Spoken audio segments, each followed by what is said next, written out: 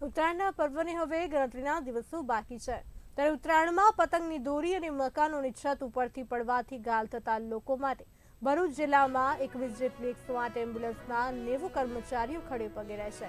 છેલ્લા 4 થી 5 વર્ષમાં મળેલા આંકડાઓ મુજબ ઉત્સવ દરમિયાન છત ઉપર મોટી ભીડ અને માર્ગ ઉપર ટ્રાફિકના કારણે ઇમરજન્સીમાં વધારો થતો જોવા મળે છે।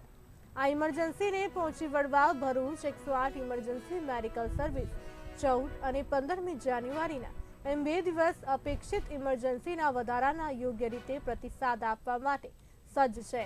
ત્યારે આગાસી કે પતંગ ઉડાડવાની જગ્યા પર ફર્સ્ટ એડ બોક્સ સાથે રાખવાની સાથે જો કોઈ પણ ઇમરજન્સી જણાય તો 108ને કોલ કરવા તંત્ર દ્વારા જણાવવામાં આવ્યું છે।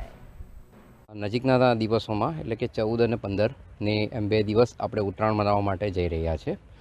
ઉત્તરાયણ ખૂબ જ હર્ષોલ્લાસથી ઉજવવામાં આવે છે, પણ તેની સાથે સાથે 108 ઇમરજન્સીના છેલ્લા 4 થી 5 વર્ષના ડેટાને અનુલક્ષીને જો આપણે જોઈએ તો ઘણી બધી જગ્યાએ અને એમાં ઇમરજન્સીનો વધારો થશે એવી આપણને અનુમાન સેવાઈ રહ્યું છે। જો આખા ગુજરાતની જો વાત કરીએ તો આખા ગુજરાતની અંદર ટોટલી દરરોજ 3809 જેટલી ઇમરજન્સી નોંધાતી હોય છે, પણ ઉત્તરાયણના તહેવારને અનુસંધાને જો વાત કરીએ તો 14મી જાન્યુઆરીના રોજ લગભગ 28.96% એમાં વધારો થશે એવું દેખાઈ રહ્યું છે, અને 15મી જાન્યુઆરી એટલે કે જે વાસી ઉત્તરાયણ તરીકે ઉજવીએ છીએ તેમાં લગભગ 19.80% વધારો થશે એવું આપણને અનુમાન સેવાઈ રહ્યું છે।